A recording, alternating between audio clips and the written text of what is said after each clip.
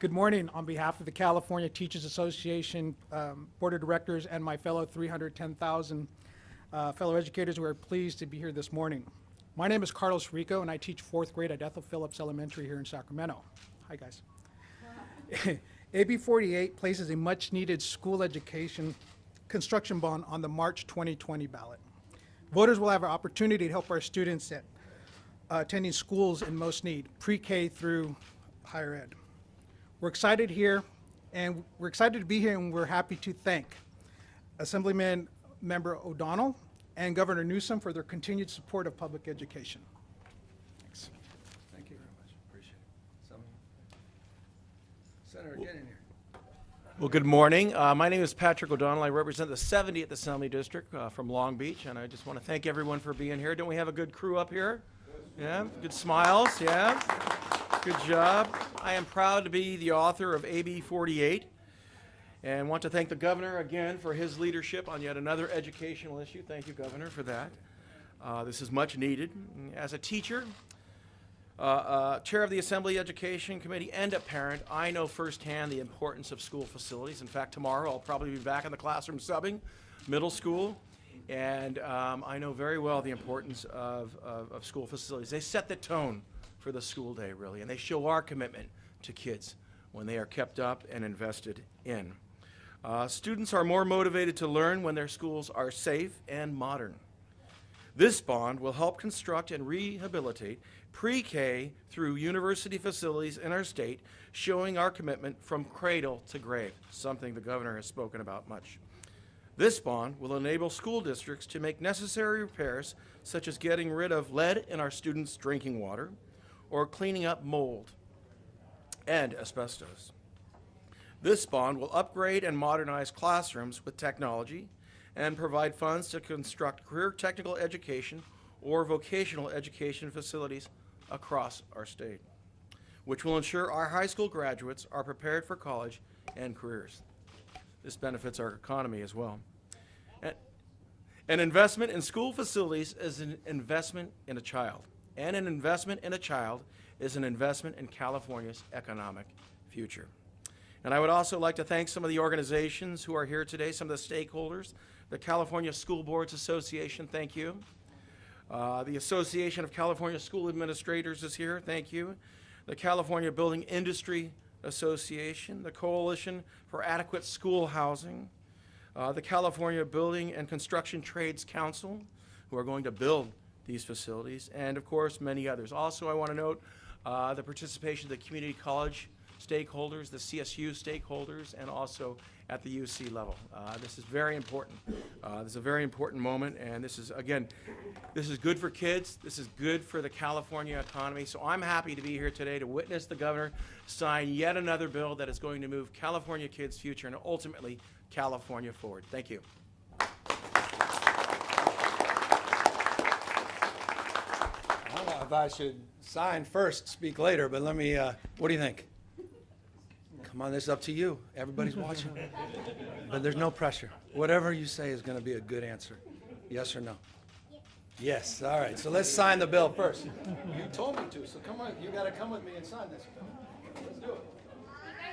You guys want to sit on my lap?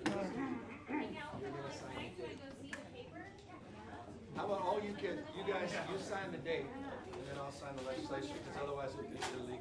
So we have to Down in front. Here, come on over here. Over the other side. So what's the date? It's October. October. What day is it today? October what? October 1st, 2nd, 3rd, 4th, 5th, 6th. All right. So October is 10/7.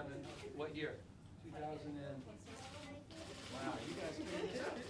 All right, so why don't we do this? So you put, can you write 10 right here? 10.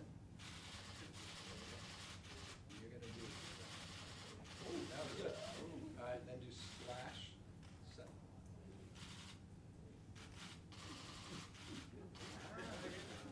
Okay, and you want to do a slash right there? Just go like this, just like this. Right next to the 7. So good. good. Okay, can you write it two right there? Right? Good job. Like two, you like this. Yeah, like kind of like that. Just like that. Thank you. Ooh, that's so good. Look, you've done that before. That was good. All right, you have to write a 0. Can you do it? Or like an O or a 0. Ooh, you're left-handed. That's so great. Love that. And then you have to do 19. How old are you? It was meant to be 1-9. Wow, awesome. All right, guys, what do you think? 10-7, 9. That's pretty good, right? All right, shall we sign this? You ready? Should I yes or no?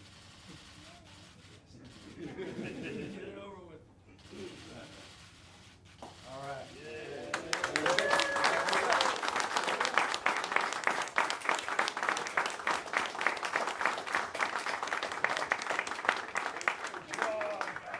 Is that the first bill you've signed? That was good, right? So that's how a bill becomes a law. So when next time you're like reading a book, you tell your teacher, I've already done that. Just say, I've got personal experience. That's it. Nothing substitutes for experience. Yeah, no, it's done. Now we just have to say a few words. You want to say something to start? Okay, we'll just start with, you just say, welcome everybody. Can you do that at the podium? Yeah, let's do that. Let's go back to the podium. Okay, yeah, no, let's do it. Come back. Here, I'll hold you up so you can say it. Okay, 1 second. We got to get everybody back around us. All right. Wait, no, he's going to be he's our host. Oh, yeah. Arr. All right. All right. So wait till everybody's ready, and then. We right? Okay, bye. All right. Are we all set? Okay, so you just Welcome, everybody. Hey! Good job. Good job. Now stand back in the front. All right, here. Right there. So you good? Oh, gosh. Well, thank you, guys. Thank you. Yeah, Joe Diego. Thank you, guys, for all your hard work. Thank you for helping us sign this bill. Thank you for now getting this on the ballot. Let me thank all of you for being here. Let me thank Assemblymember O'Donnell for his leadership. Once again, we were just together last week advancing the cause of charter school reform in the state of California. And this is an important moment in our educational agenda and an important moment in the journey to get California schools out of the, bottom 10 and now back on top. This effort is an effort that included many different legislative leaders. In particular, though, Senator O'Donnell needs to be called out, but I also want to acknowledge Senator Roth for his leadership and stewardship through this process. I know Senator Glazer wished to be here. Talked to him a few days ago. He's down, unfortunately, I think in Southern California, and could not make it. And Assemblymember McCarty, many others that I could mention that were all principled in getting this legislation to the desk here today. This is an historic moment. This is an historic bond in the state of California. $15 billion bond, $2 billion for the community college system, $2 billion for the CSU, $2 billion for the UC. The institutions of higher learning are also the beneficiary of this effort.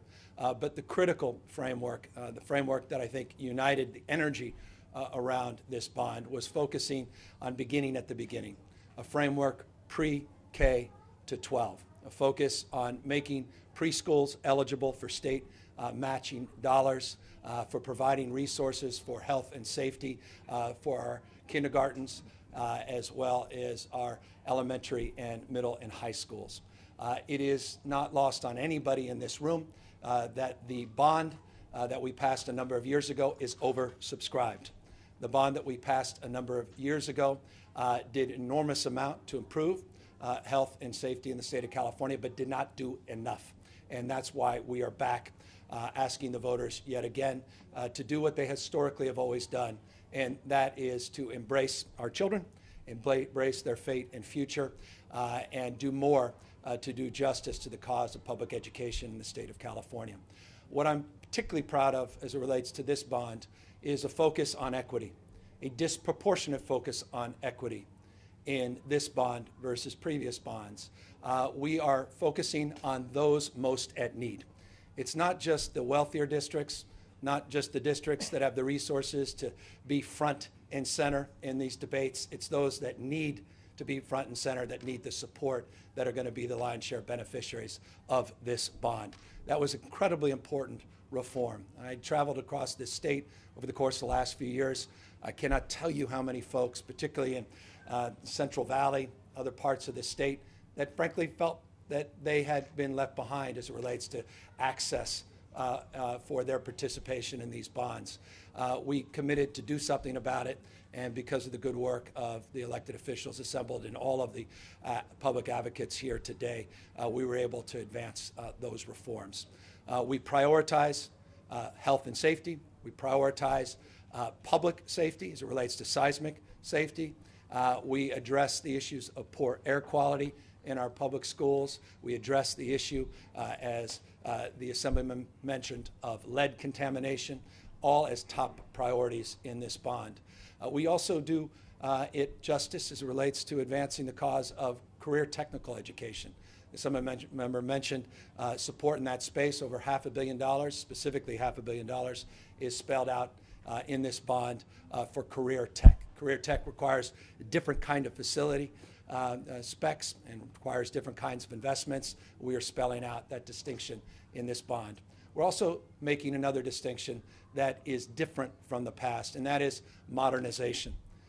The majority of that $9 billion that is set aside for K through 12 is focused on modernization. $5.2 billion of that $9 billion is for modernization, $2.8 for new facilities. We want to upgrade existing facilities as a top priority. Sometimes we get a little too captured by the shiny object of new and don't do enough to address the needs of those temporary shacks in the back or those facilities where roofs and HVAC systems like the one you see above us, hardly a modern system above us, are in desperate need of upgrades. The goal is self-evident. You improve the conditions, you ultimately improve the quality of the educational experience. Success in education is synergistic with environment.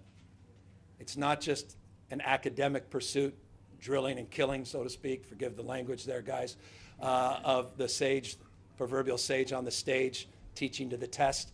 It's an experiential reality education, and people need to have a mindset that is calm, a mindset that's inviting, and that's a big part of what we're doing here today, is advancing that cause, a more holistic look at public education. So this has been a good year. I'll close. We had historic funding, K through 14. We're finally addressing the needs of preschools as well as K through 12 education, focusing on career tech, trying to be equitable in the distribution and the participation of these dollars. And we are leading a cause that I think unites the vast majority of us. Final words. I also want to make this point. This was a bipartisan endeavor.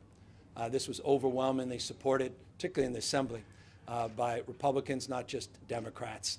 And that's a good thing to point out. That's an incredibly important point to make in this effort because every one of us are connected to this cause of our kids and our children and our next generation. So thank you, all of you, public safety officials, health leaders that are assembled, the CTA and other boards that are represented, building constructions unions, Robbie Hunter and many others that are in this room. Thank you guys for CBIA doing everything you could to work together to make this historic moment possible. On to the ballot. Let's get this thing passed by historic numbers. Thank you all very, very much. Now, what did we forget? Anything? I don't know. We probably forgot some things. But we're here to answer questions and fill in any blanks. And you guys are up first in terms of the questions. You ready? All right, good. So any questions? Anybody up here assembled? California schools are experiencing declining enrollment overall. Can you address that issue and why you still think you need an education bond? Yeah, some districts are seeing increases of enrollment. In the aggregate, that may be true, but it paints a very different picture depending on where you are in the state. There's still a deep and desperate need for modernization, thus the disproportionate emphasis on modernization. Remember, the bond is inclusive of preschool investments and a preschool match, as well a framework for career tech and higher education. So all of those things were factored in that totality of a trend line as it relates to demographics in this state was also very closely considered. Governor, you've got a lot of bills on your desk. I'm not going to ask you to take a position on any of them, Thank but you. I'm curious if there are any in particular that that surprised you, or that you're really hemming and hawing over, spending a lot of time on, anything that's just taking a lot of your time and attention. No, look, I don't want to, breaking a rule, especially with a few days left to sign these things. I will say that the one thing that concerns me, and should concern everybody, is our ability to balance the books, balance the budget. There are a lot of things I want to do, but there are certain fiscal constraints that preclude us from doing it. And so I think you will see a number of bills where, I wish we were in a position to support those bills, but the economic conditions do not necessarily support those bills. Those are the toughest ones for me. Guys, let's stay on topic. We'll do a gaggle up separation. Governor, what happens if in March voters do not approve this bond? Voters will approve this bond because voters have historically approved school bonds. It transcends urban, rural, suburban, transcends politics. You can't look in the eyes of these kids and make an argument that the facilities that so many of them are being educated in are appropriate. We've got to meet our own expectations. I mean, there's an old saw that says, there's no clearer measure of your performance than looking in the eyes of a young child. And you go into some of these, parking lots where kids are there, and these sheds without air conditioning and heating, and they've got lead and asbestos in those facilities. That's not who we are. We're capable of so much more. And so I just have all the confidence in the world that we'll pass this. People will do the right thing, and they'll support this bond. Governor, do you plan to be actively involved in the campaign, or maybe you filming some ads outside for this? I'm passionate about this space, and will do everything in my power to see to it that this gets the support it deserves. Are you filming an ad here today? You're going to talk to folks back there, so it's a good question. But for me, I'm focused on getting this thing done. What's the most important component of the bond for you? I think it's the totality of how we balanced this bond to meet the priorities and needs of those that are in desperate need of support.